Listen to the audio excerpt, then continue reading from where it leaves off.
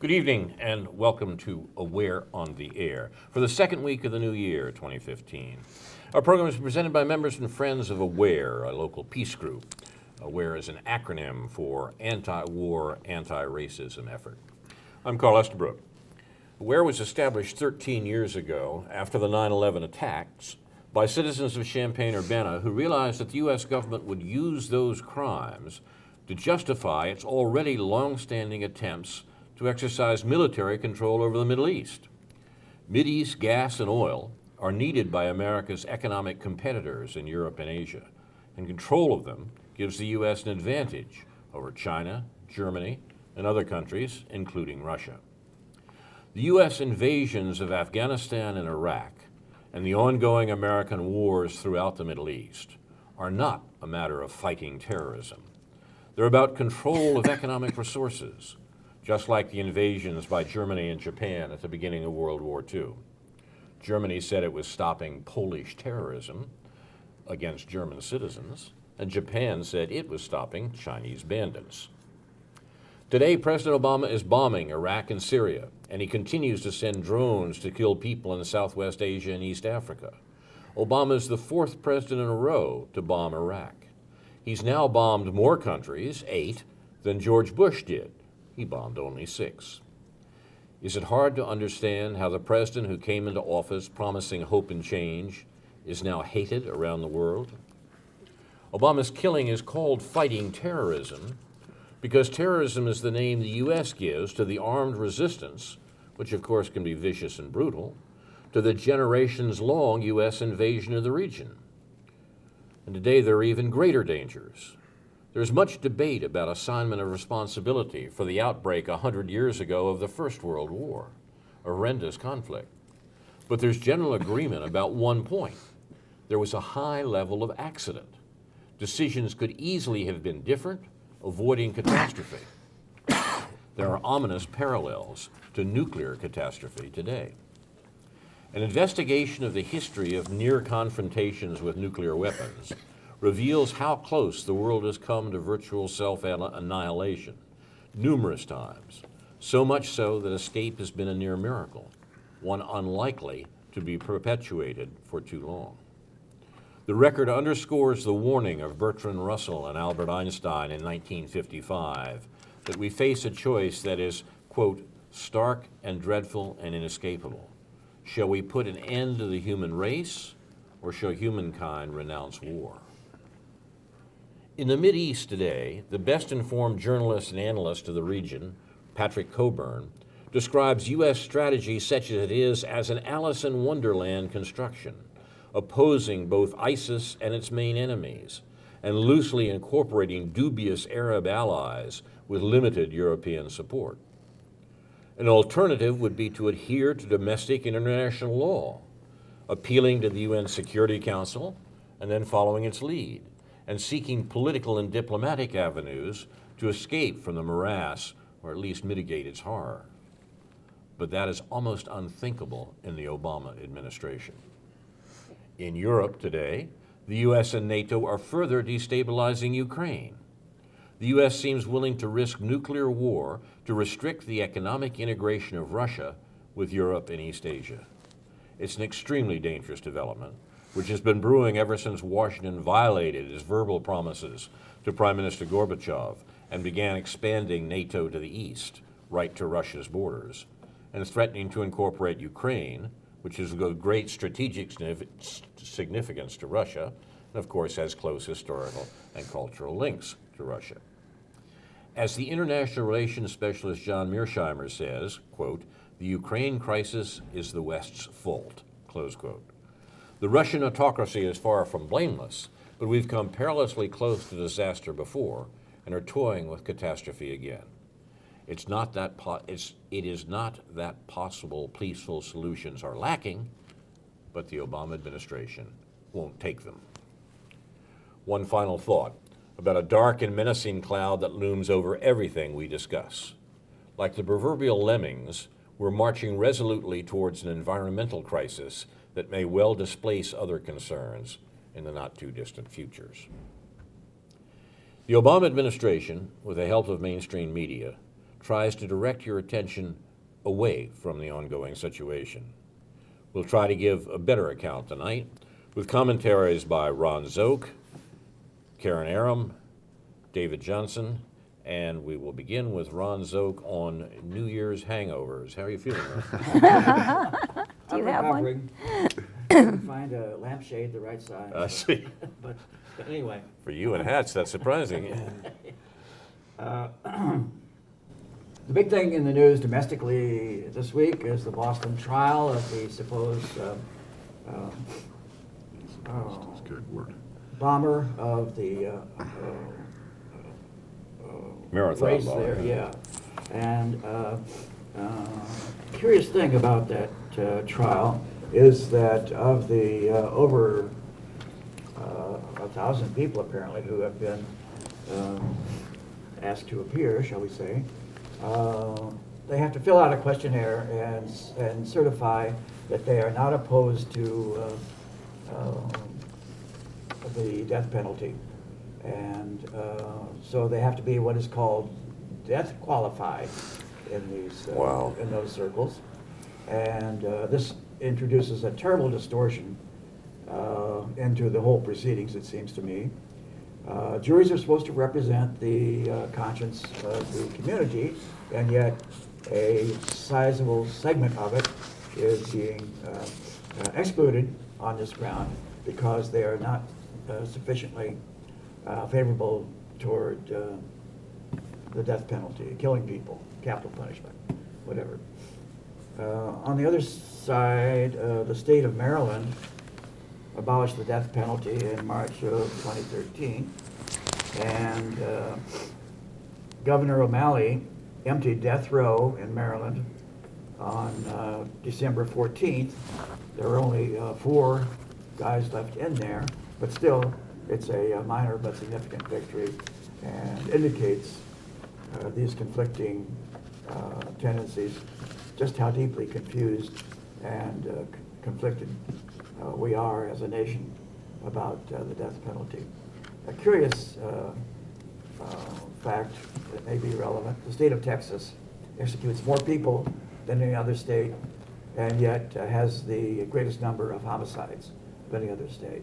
There's nothing more clear, definite, well attested in the social, political realm than that capital punishment does not deter murder or homicide.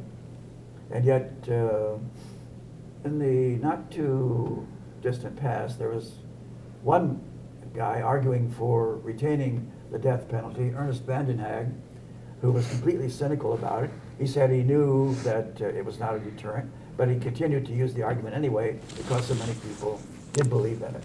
So how much more cynical can you get using an argument that you know is invalid, but you think will sucker a number of people? Headline: Congress ready to battle Obama on Cuba. The new Congress, which will be dominated by Republicans, both the House and the Senate, has apparently set itself up to oppose everything that Obama has proposed. Just seems to be a matter of principle with them that they must oppose everything. And so the criticism will be arising that this is a horrible thing, it will not free the Cuban people, and so on. And it's a curious argument, because after 50-some years of the embargo, nothing else has either. So I find that very strange. A number of FBI employees are apparently upset because extra security measures are being applied to them. Anyone who has any kind of foreign ties or background is being subjected to special security procedures on the thought that they might be disloyal. So we've been through this before with communism and the loyalty oaths of a couple of decades ago, but there it is again. We're still getting daily body counts from Pakistan. on drone strikes. And again, all those killed are routinely labeled as suspected militants. That's going on and on. Another curious note, Stephen Moore, the chief economist of the Heritage Foundation, has assured us that Obama had nothing to do with the strong economic growth of recent years. After being told for a long time that our economic difficulties were due to Obama personally. And then Paul Krugman has weighed in, stating that presidents have very little to do with economic prosperity or lack thereof in either direction, and I should stop that. But it's a classic move to blame a president that you don't like for economic difficulties, and but then claim that he had nothing to do with the relative prosperity and growth of the past few years. In New York City, the police are feeling betrayed, apparently, and we're being told in some of the right-wing media that their feelings are hurt because they're not being properly appreciated, and are actually being criticized by some high public officials. The PEN organization of writers, a global organization of authors, conducted a survey that found that more writers are self-censoring, including in the USA, apparently, than ever before. They are more and more concerned, apparently, these writers, about what NSA will find out about them. And it's remarkable that there are majorities of writers in every country who are now claiming that they are being much more careful about what they say. Yesterday, or the day before, was the 27th birthday of Chelsea Manning, who's still confined to Leavenworth. And there have been some stories advocating sending her greetings and messages of support. Finally, we have a curious case of Jewish fanatics attacking. They stoned and attacked with clubs and axes U.S. consulate officials who were going to the West Bank, their area, to check on a story that there were claims of damage to Palestinian agricultural property, a lot of olive trees being uprooted and destroyed. So the consular officials apparently went there to check out the story and were attacked. So there's another notice online today by our friend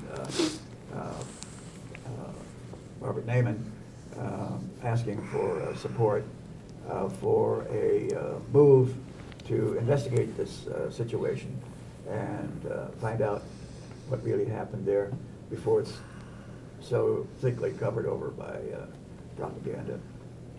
There, I'll stop. Thank you very much, Ron.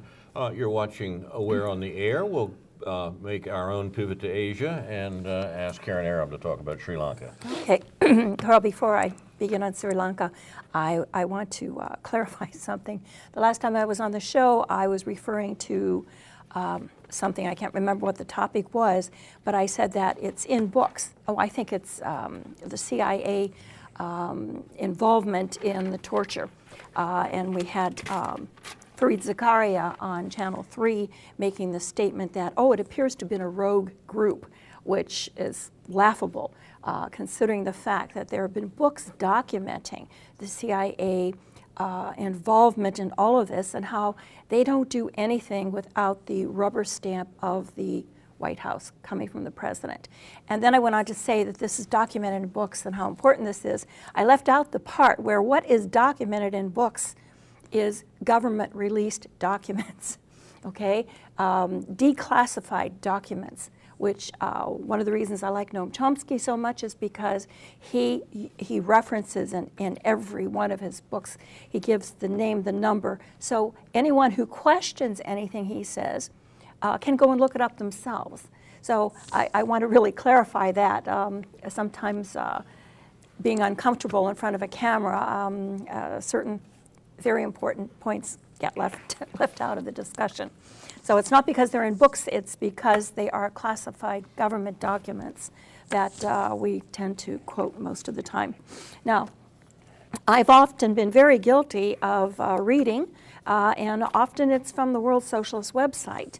And the reason I tend to do that is because I find I receive it daily. I'm not a member of their party, but I find that when I go and I research from other documents that they are very prescient in what they discuss. They verify by giving names and the documents to refer to, and often it comes about. So, and it's easier to read. It's very easy to read, and it's easy for me to print out. So here's another one of those articles. This is an article on the World Socialist website quoting an article in the Financial Times on December 22nd. And the title is Financial Times Points to U.S. Regime Change Intrigue in Sri Lanka. Sri Lanka is a very strategic, Sri Lanka is located in the Indian Ocean. It's a very strategic area. And that's what's important. Now, this article, which appeared on, let's see, December 22nd, is referring to the upcoming January 8th presidential election in Sri Lanka. Okay, the report is fully in line with U.S. intrigues to lever. I'm now quoting this article, and this is written by K. Ratnayake, and forgive me for any name pronunciations, mispronunciations. They're in line with U.S. intrigues to lever President Mahinda Rajapaksa from office in favor of the common opposition candidate whose last name is Sirisena. He is backed by a pro-American coalition of parties and organizations. Now, Rajapaksa, he called the election two years early in a bid to consolidate his grip on office amid growing public opposition at home and also a mounting U.S.-led human rights campaign internationally. Now, like all such campaigns, the U.S. is cynically exploiting the Sri Lankan military's crimes during the war against the separatist Liberation Tigers of Tamil Eklan. That's the LTTE. A war which Washington backed to the hilt. So to further its own, ambitions in Asia. Now, Sirisena was the former health minister, okay? And he is also, we're backing him, but he's equally as culpable as Rajapaksa, given his former positions within the government. Now, I want to point out that the Financial Times confirms that Sri Lanka's election will be watched closely by Western governments, hopeful that its next administration will investigate allegations of war crimes committed during the country's civil war.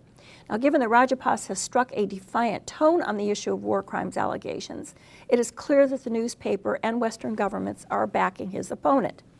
The article also hints at the real reason behind U.S. hostility to Rajapaksa. It notes that he has pledged a new drive for investment should he win, including forging deeper economic ties with China. The U.S. and its allies began targeting Rajapaksa over human rights in the wake of the LTTE's defeat in 2009 in a bid to force him to end Sri Lanka's growing dependence on Chinese arms, financial aid, investment, and political support. The campaign against him has escalated through a series of U.S.-backed resolutions at the UN Human Rights Council, culminating in the establishment of an international inquiry this year that could recommend war crimes charges against top Sri Lankan officials. I mean, there's so much hypocrisy in all of this. The efforts to pressure Rajapaksa have been part of the Obama administration's far broader pivot to Asia, aimed at undermining Chinese influence throughout the region and encircling China militarily. So over the past 5 years, the U.S. has been systematically strengthening strategic relationships not only with allies such as Australia, Japan, South Korea, and the Philippines, but with every country in Asia, including India, Vietnam, and Indonesia. Now, the Financial Times gives an ominous indication of what is to come should the election not produce the result desired in Washington. It cited unnamed local analysts who described the contest as too close to call, raising fears that a narrow defeat could prompt instability and violence if Mr. Rajapaksa's family-dominated regime attempted to maintain its hold on power. I want to point out that Sirisena was the former, let me see here. He's also, I mean, he is just as culpable for war crimes given his former position as a government minister and Secretary General of Rajapaksa's Freedom Party. The Financial Times article signaled that Washington is preparing to ramp up its campaign if needed after the election.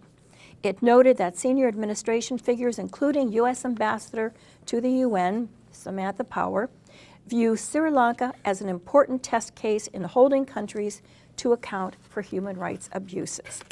I know. Let's not. I know. The urge to yes. Now here's something that someone has commented on here, and I want to quote someone named Eric because this is where I'm coming from as well in reading this article. That this is not a defense of Rajapaksa or his government, nor is it a defense of China's government. The point being made is that Washington imperialists are preparing yet another regime change on the pretext of human rights. Okay? Now that they have parted company with the Sri Lankan elites whose war crimes they previously supported. So as for China's position in the world, whatever else may be true, it is not currently operating as an imperialist power. The U.S. state has invaded, attacked, and destabilized about a dozen or more countries in just the past 10 years. China has attacked none. The U.S. state has around 460 military bases in other people's countries. China has none.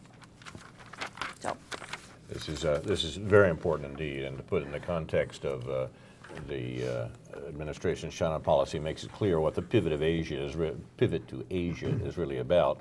The American attempt to oppose Chinese economic activity in the world at large, and this is unfortunately not untypical of this and earlier administrations. You're watching Aware on the Air. We try to give a slightly different account from what you hear in mainstream media, because so much of that in media owned by major corporations is, to put no finer point on it, friendly to what the American administration is doing. We need to criticize that. We as Americans need to understand the government that we're responsible for and what it's actually doing. And we try to help with that as we can here at Aware on the Air. We'll go now to David Johnson with some talks about some other areas of the world in which these same things obtain. Okay, I'd like Carl to know that I just started a Samantha Power fan club, and if you'd like to, right. I have an equal distaste for the lady, the woman, I should say, so she's no lady, as you do, Carl. I mean, wow, I thought she was gone. Then she resurfaced like a bad case of athlete's foot or something. I mean. Well, wasn't she gone for a while in the Obama administration? I'm not sure, but well, she made the mistake early on of saying that Hillary Clinton was a monster, you know, and so that. Well, I guess even a broken clock's right twice a day. right, yeah. So, she got something right, you know, and Indeed. therefore she had to go away for a while. So anyway, what does everybody think of those gas prices? Wow, I mean, I haven't seen that in a long time, and well, I tell you what, this is a classic case of doing the, I guess, how would you put it, the right thing for the wrong reasons. Right. I mean, this is all about, this all deals with Europe. I mean, particularly Eastern Europe, particularly Ukraine, and this attempts to start a new Cold War, as Carl talked about earlier. Originally, information was kind of leaking out that Secretary of State John Kerry had made a deal with the Saudis and the other Gulf states to basically not cut back on production in order to decrease the price in order to destabilize Russia. So that depends a lot on gas and imports, oil imports. I'm sorry, exports. And, of course, this was brushed off by a lot of liberals as conspiracy theory. Well, it just turns out that this has been verified now, that this is official U.S. foreign policy. And besides aiming at this at Russia, it's also being aimed at Venezuela. I want to talk a little about Venezuela and the rest of kind of Latin America update here in a moment. But to go back to Europe, just want to also state that what another interesting that's going to be developing here soon is that there's also information that was confirmed that the supposed pullout from Afghanistan is partly true and partly not. It turns out a lot of these heavy weaponries like tanks and armored vehicles and other things are instead of being transferred to your local police department here in the United States, are being sent to the Ukraine. I mean, this is kind of a disturbing development because it seems like the Obama administration has no intentions of it seems like they're trying to, accelerate this new Cold War even more by, doing this action of transferring more weapons to this Ukrainian government that basically, we must remember, came to power in a violent coup that has most of its members in the government, a huge number in the parliament, that are outright neo-Nazis. And that's no exaggeration. There was just a march here, a celebration just last week, honoring this this Ukrainian person who was a big collaborator with Nazi Germany during the Second World War. Pandera, yes, thank you. So, I mean, this is very disturbing, so much so that even the Czech Republic government made a comment that Europe and the U.S. needs to worry a little bit about what's going on inside the Ukraine. They should have second thoughts about propping up this current Ukrainian government with military weapons and economic aid. But anyway, another development that's going to be coming up here in Europe soon is on January 29th, there's going to be an election in Greece. And it looks like that there's very good possibility that the left-wing Syriza coalition might just win the elections. And of course, one of the things that they want to do once they get into power is to completely do away with all this horrible austerity measures that have been placed on the Greek people for the last several years by the international banks and the European Union. So I think the big question here is what's going to happen here between now and the 29th as far as corporate media propaganda and other little dirty tricks to try to undermine Syriza's chance of actually getting elected. And it'll be interesting to see if they do get elected, just what exactly the new Syriza government will do, because this is a coalition. This is of parties and various political groups in Greece that comprises Syriza United Front, if you will. And there's various calls for doing different policies if they are elected.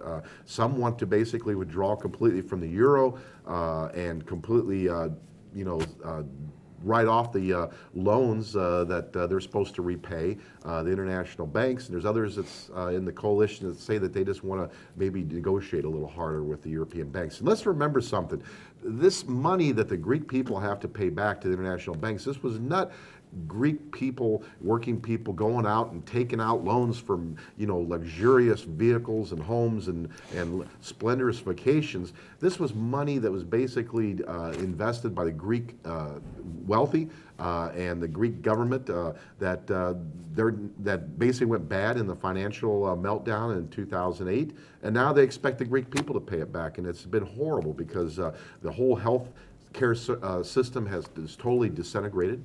They had a Medicare single-payer national health care system that's now totally destroyed, more or less. The standard of living has fallen dramatically in Greece, and even the life expectancy in Greece has fallen. So, the Greek people are tired of this. And so, we're going to see what's happening here relatively soon here coming the next few weeks. Main thing I want to talk about today with Latin America, of course, what's been in the news a lot is all this, the normalizations, quote unquote, with Cuba.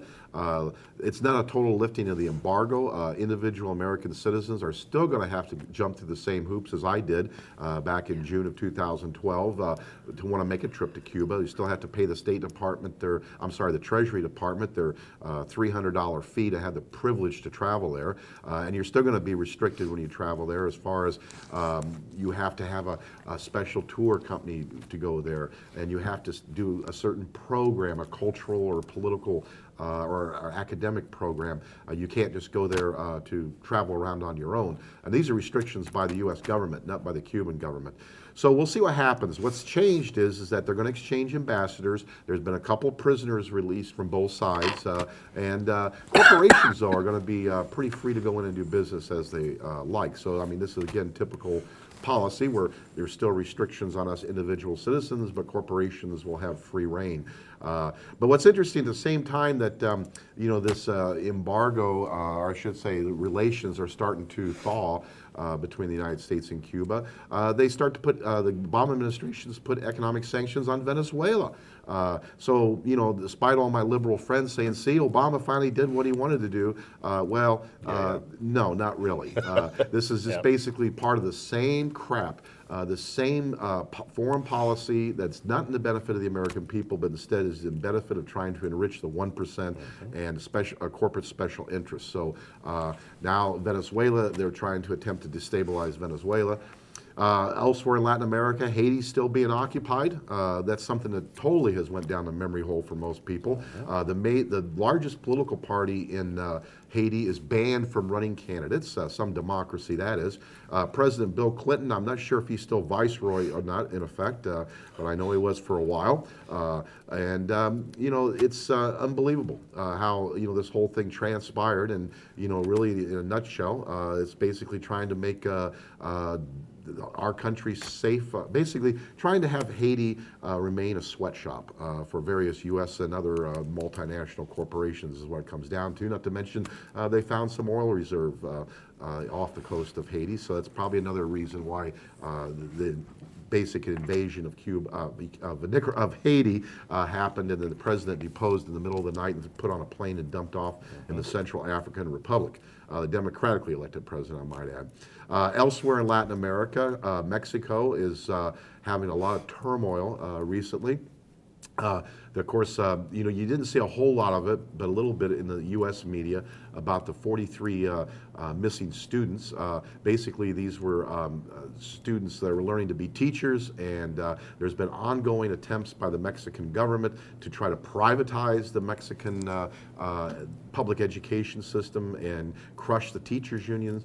And I guess some of these students were on their way to disrupt some event for the mayor of this large city in the province they lived in, and on the way they were detained by the police and military and turned over to drug cartel gang to be murdered. There's only been a few bodies found. The rest are still missing, but there's been protests going on all over Mexico demanding accountability on this. It's interesting. The corporate media tries to spin the fact that the drug cartels are ruining Mexico, that they're out of hand and we have to provide weapons and money to the Mexican government. But the reality of the situation is that the drug cartels in Mexico work hand in glove with the politicians in power in Mexico. And this case with the missing students is just a perfect example among many. And supplying our taxpayers' money, supplying both economic aid and military hardware to Mexico, all it's doing is propping up a government and preventing that's illegitimate. That was basically it came into effect in 2006 originally from a stolen election by very similar to what happened in Florida in 2000. Same company, in fact, Choice Point did the vote totals, amazingly enough.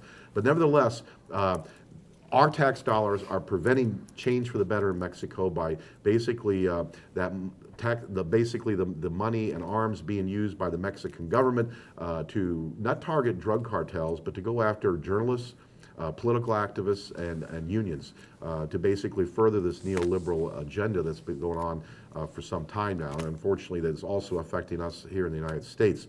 Real quick, just to finish up, it seems like Honduras, another looks like failed state, is pretty much similar to what's going on in Mexico and then some. I actually know a Honduran woman that lives here in town who said that things are so bad that her mother is even afraid to talk to her on the phone about anything political related what's going on in Honduras right now. Again, the same agenda. In Honduras, though, the cartels have basically bribed the entire officer corps of the Honduran military, and pretty much they're going after journalists, union activists, and public education. Again, It's just amazing, this sort of relationship between drug cartels and neoliberal agenda. I mean, it's just interesting to say the least. And of course, then last but not least, we have Colombia, which is the third highest recipient of U.S. economic and military aid, and yet has the highest world, murder rate Yeah. of union activists, journalists, and community activists in the world. So there's your foreign policy in a nutshell. I hope you're happy with it. I'm not. And I think we need to speak louder and get more involved and demand that our elected officials start to change this so that we can, at the very least, if we're going to use money, various foreign aid, we need to do it to improve people's lives and not prevent basically the people from getting change for the better in their own countries and propping up dictatorships. Thank you, David. You're watching Aware on the Air. We'd like to point out that I think most of us agree that the sorts of things we're talking about tonight are not isolated cases. They're not incidental events that just occur in the woof and warp of time. They're part of American policy. This is what the United States does, and the effects of American policy around the world are shown by the examples that you've heard tonight. The United States has almost 1,000 military bases overseas, outside the borders of the United States, and it has special operation forces, essentially death squads, operating in 130 countries around the world. In comparison, Russia has perhaps 12 bases overseas, and China has 1. Now, in a world of that shape, it's pretty clear that American policy is the key issue, and that policy we are in some sense responsible for. That's what we're trying to talk about tonight. Our task for the next couple of minutes is to go around again and raise some questions about the things you've already heard, and we'll start with Ron Zote. Karen, Sri Lanka is what used to be called Ceylon. That's right. Yeah. That's right. Under the British, yes, Should be yes. clarified. It's a That was- large island off the southeast coast Right. of India, also known as the teardrop of India. Right, And the question exactly. is whether it's viewed as strategic by American military planners for the control of East Asia. Is that what you're suggesting? Yes. Well, it's strategic and also part of the ongoing contest with China. Well, yes, Yeah. that's the major point, but I mean, yes, it's also, yeah, it's in that region. So, yeah. I mean, the Indian Ocean is, like most of the rest of the world, part of American calculation here. The island of Diego Garcia is a particularly horrific example. An island that was essentially part of British imperialism. The U.S. took over from the Brits and turfed out the local population. Turf out is probably inappropriate for an island in the middle of the ocean, but you know what I mean. And has turned it into a torture chamber. It's one of the CIA black sites, but it is, as you suggest, strategic for United States notions of control of the Asia economically and militarily. I didn't know there was anything there other than an air base. That's where the strategic bombers flew to bomb Vietnam. Here we are. Yeah, what was its name before it was changed to Diego Garcia? Wasn't it under a different name? No, I'm not I sure. don't remember, but Okay. we'll Well, look that up. I could be wrong. There's so many name changes there, but you're right, yeah. Diego Garcia is often referred to by Pepe Escobar as the place where it's quite likely the missing airlines, what was the first missing Malaysian airline, probably disappeared, and in fact there was a French, I'm not sure what his title was, but he came out and he did claim, and this wasn't too long ago, I don't have the information here, but he did claim that it was thought that it was shot down by people on the, I won't say what nationality, but it was probably Americans, on the island of Diego Garcia. As an accident, they thought they were under attack. and they didn't recognize that it was a commercial airliner. It has So, been but that's, suggested, but, you that's know, a suggestion, that's a conspiracy theory, and I don't know Not how much. necessarily a conspiracy theory. Well, it would it- explain a lot considering why there's never been any wreckage or bodies found, unlike the recent Right. Air Asia crash. Right, but anyway, that, I mean, Yeah. that's, Pepe often refers to it actually jokingly like, and then something did come up whereby it was reported, so I don't know how true that is. I have one comment, David, when you were referring to the bodies being found, these students that went missing, previous to their finding those student bodies, there was a lot of dismay over the fact that so many other bodies were discovered Yes. Yep. that they hadn't even known about, and they were still in the process of identifying them, but they were not the missing students. And on the privatization of education that they're looking at doing, of course, we're seeing this happen all across the country, either here in the U.S., either privatizing it by, what is the word, weakening and causing deterioration of our public school system, except for those that can afford it.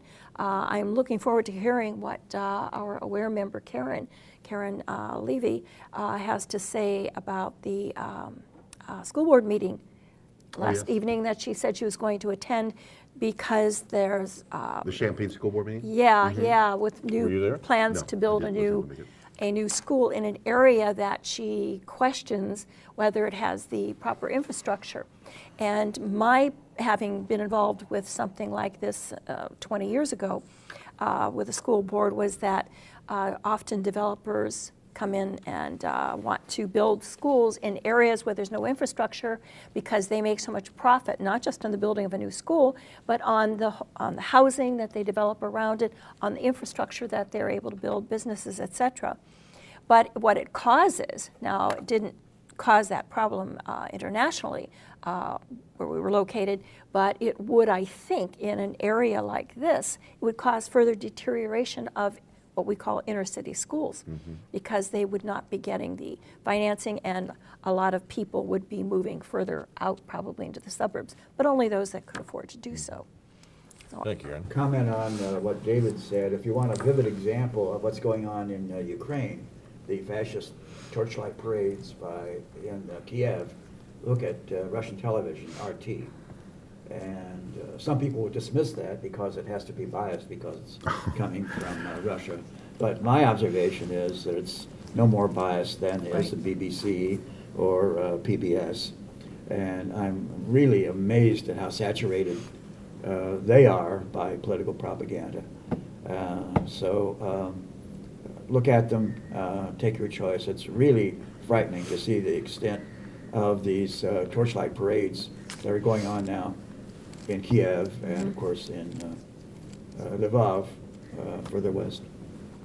One thing I forgot to mention about when I mentioned about what everyone thought of the cheap gas prices and how this was basically an intentional U.S. policy to try to destabilize Russia and Venezuela. One thing that's been interesting is that I've seen various articles on the internet about from economists stating concern that basically because all these shale oil producers here in the U.S.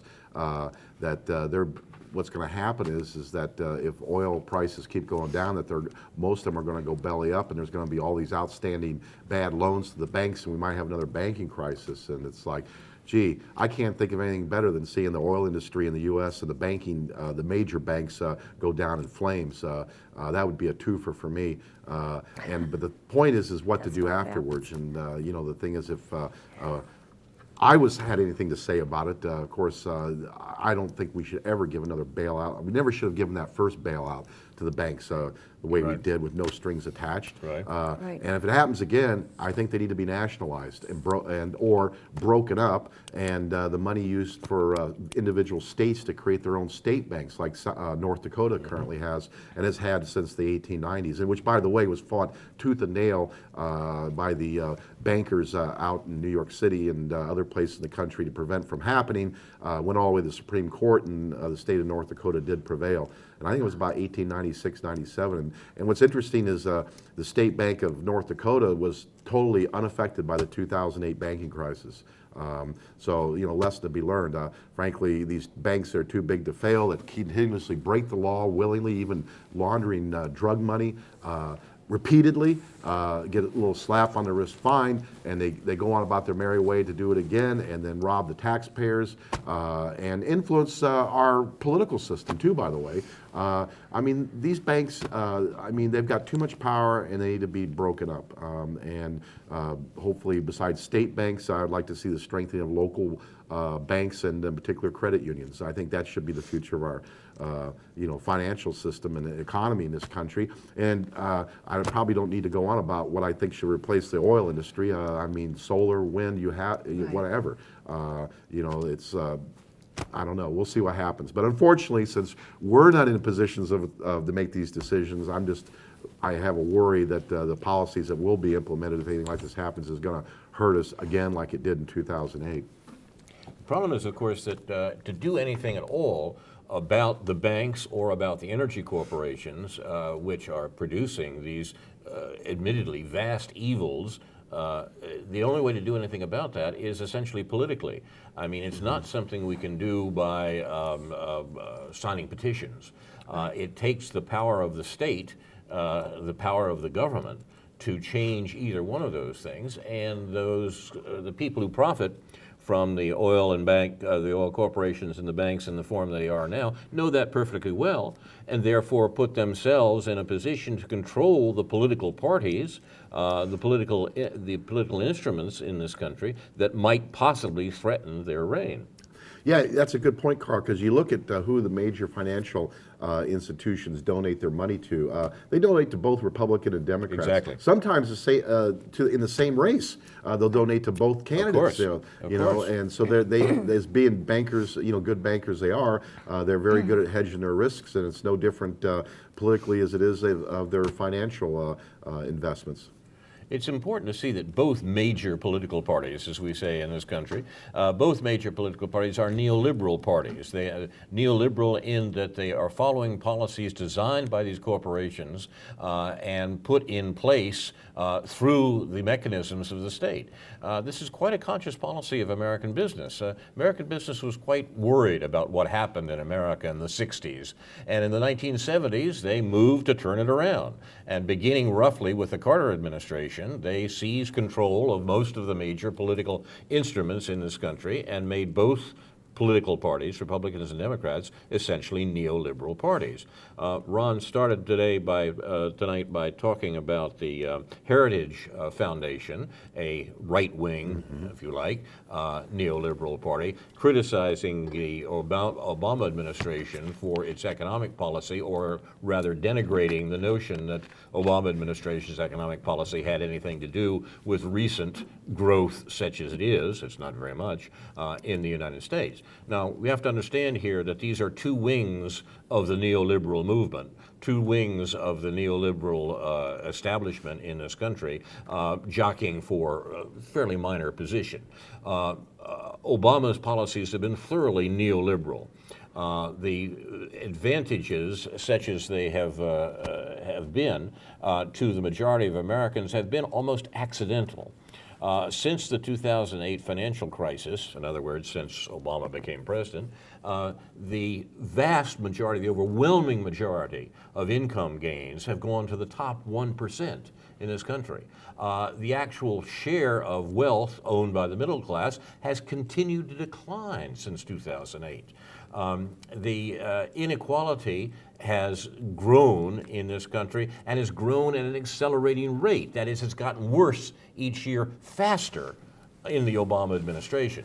So the notion that the Obama administration is somehow producing recovery for Americans as a whole is nonsense. The Obama administration is working for the people that Obama auditioned for.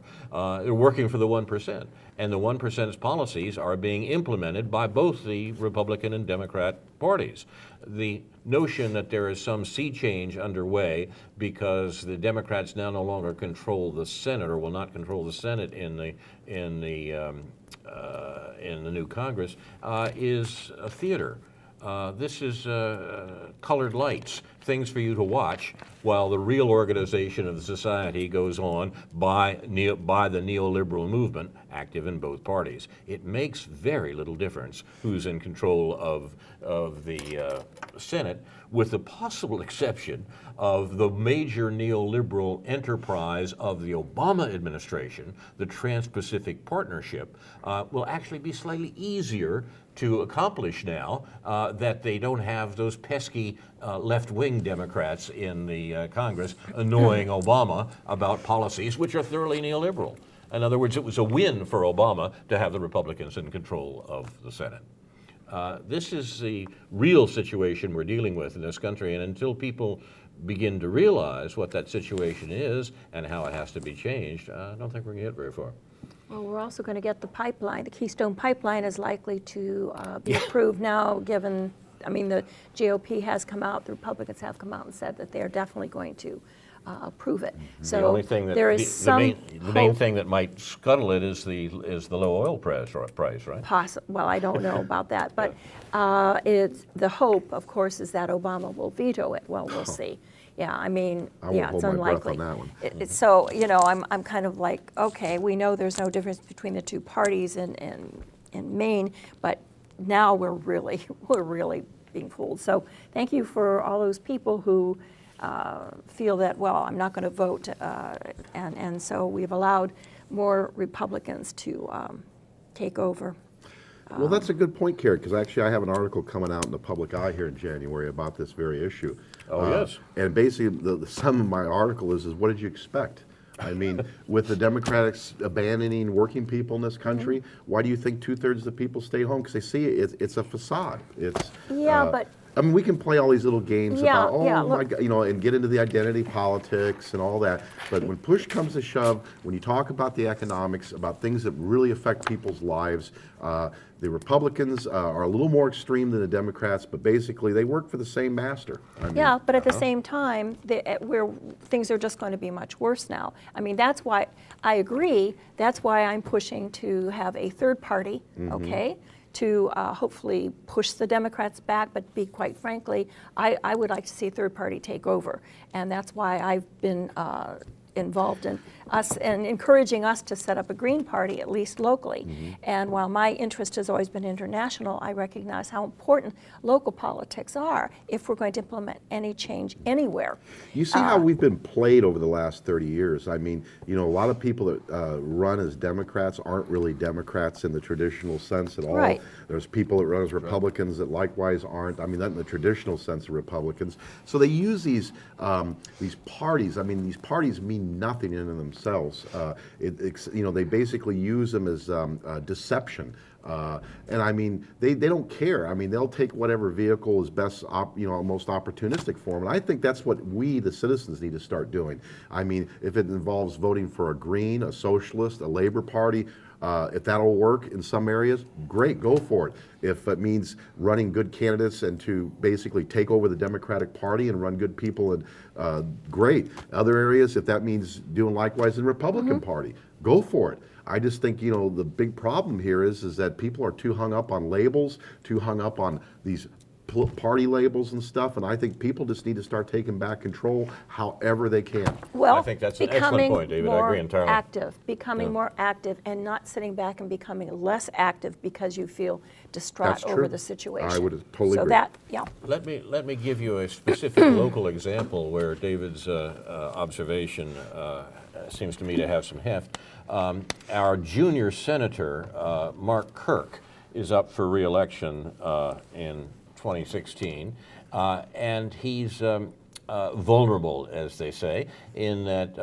everything from his health issues to the peculiarities of his support from the Tea Party and elsewhere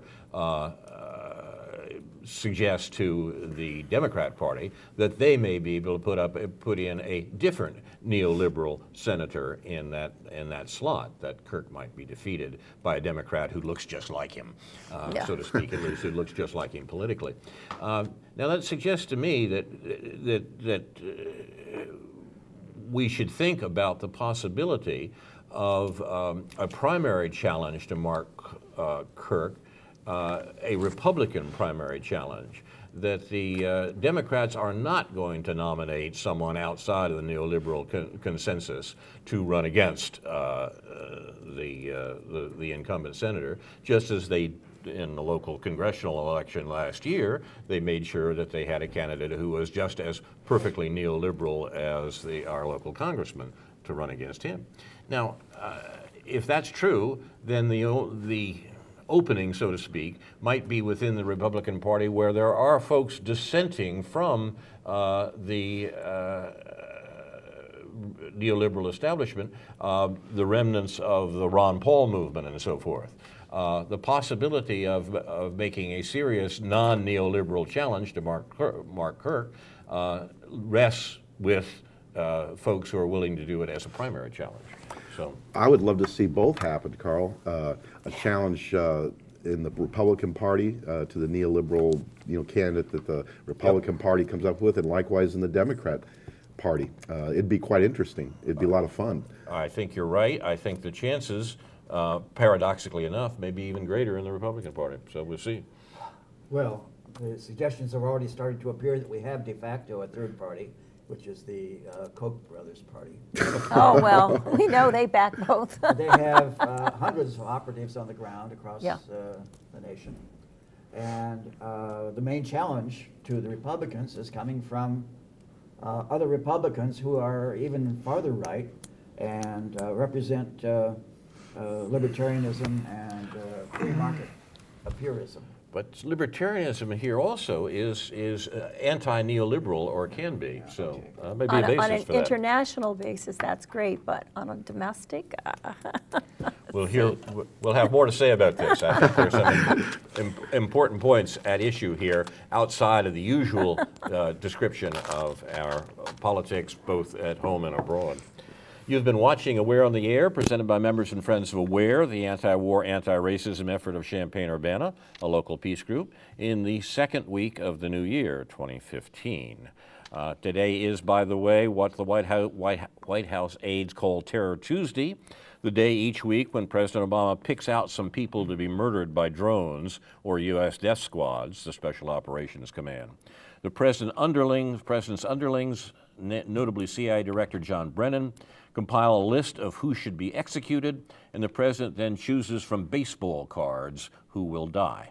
The assassinations are carried out in secrecy. The administration doesn't release accounts of the people they killed. They killed some more last Sunday in Pakistan, but literally thousands of men, women, and children have been killed on Obama's order. Most Americans don't know that the U.S. is running this terrorist program. It's thoroughly unconstitutional. Obama should be impeached for it, but it continues, and it continues today.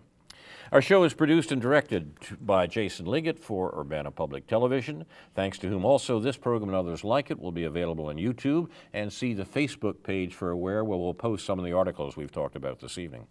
Finally, Aware honors those who reveal the crimes of the U.S. government, which the rest of the world knows about but Americans don't: Manning, Assange, Snowden, and others who are being persecuted by the Obama administration. Speaking of Snowden, tonight at the Art Theater, and tomorrow night, Citizen 4, 7:30 at the Art Theater, downtown Champaign. With a discussion afterwards, I understand? At Wednesday Yes. night, tomorrow night, yes. To Wednesday night, thank you.